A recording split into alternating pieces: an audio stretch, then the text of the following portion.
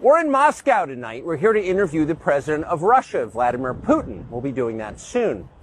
There are risks to conducting an interview like this, obviously, so we thought about it carefully over many months. Here's why we're doing it. First, because it's our job. We're in journalism. Our duty is to inform people.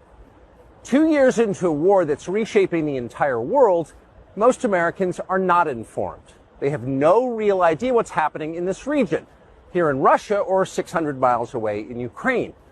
But they should know. They're paying for much of it in ways they might not fully yet perceive. The war in Ukraine is a human disaster. It's left hundreds of thousands of people, an entire generation of young Ukrainians, and it's depopulated the largest country in Europe. But the long-term effects are even more profound. This war has utterly reshaped the global military and trade alliances, and the sanctions that followed have as well. And in total, they have upended the world economy. The post-World War II economic order, the system that guaranteed prosperity in the West for more than 80 years, is coming apart very fast, and along with it, the dominance of the U.S. dollar. These are not small changes. They are history-altering developments. They will define the lives of our grandchildren. Most of the world understands this perfectly well. They can see it. Ask anyone in Asia or the Middle East what the future looks like.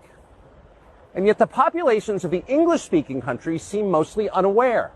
They think that as nothing has really changed. And they think that because no one has told them the truth.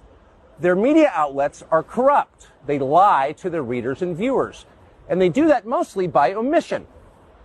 For example, since the day the war in Ukraine began, American media outlets have spoken to scores of people from Ukraine, and they have done scores of interviews with Ukrainian President Zelensky. We ourselves have put in a request for an interview with Zelensky, and we hope he accepts. But the interviews he's already done in the United States are not traditional interviews. They are fawning pep sessions specifically designed to amplify Zelensky's demand that the U.S. enter more deeply into a war in Eastern Europe and pay for it. That is not journalism. It is government propaganda. Propaganda of the ugliest kind, the kind that people. At the same time, our politicians and media outlets have been doing this, promoting a foreign leader like he's a new consumer brand. Not a single Western journalist has bothered to interview the president of the other country involved in this conflict, Vladimir Putin. Most Americans have no idea why Putin invaded Ukraine or what his goals are now. They've never heard his voice. That's wrong. Americans have a right to know all they can about a war they're implicated in, and we have the right to tell them about it because we are Americans too. Freedom of speech is our birthright. We were born with the right to say what we believe. That right cannot be taken away no matter who is in the White House. But they're trying anyway.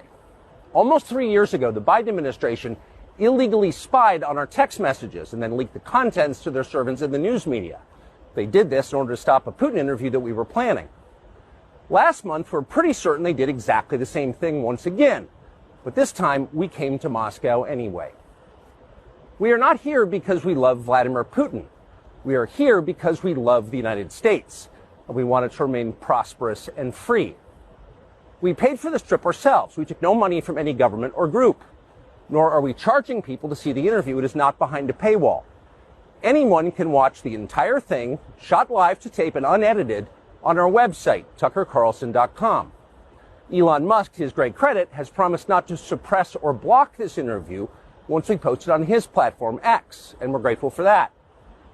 Western governments, by contrast, will certainly do their best to censor this video on other less principled platforms because that's what they do. They are afraid of information they can't control. But you have no reason to be afraid of it. We are not encouraging you to agree with what Putin may say in this interview, but we are urging you to watch it. You should know as much as you can. And then, like a free citizen and not a slave, you can decide for yourself. Thanks.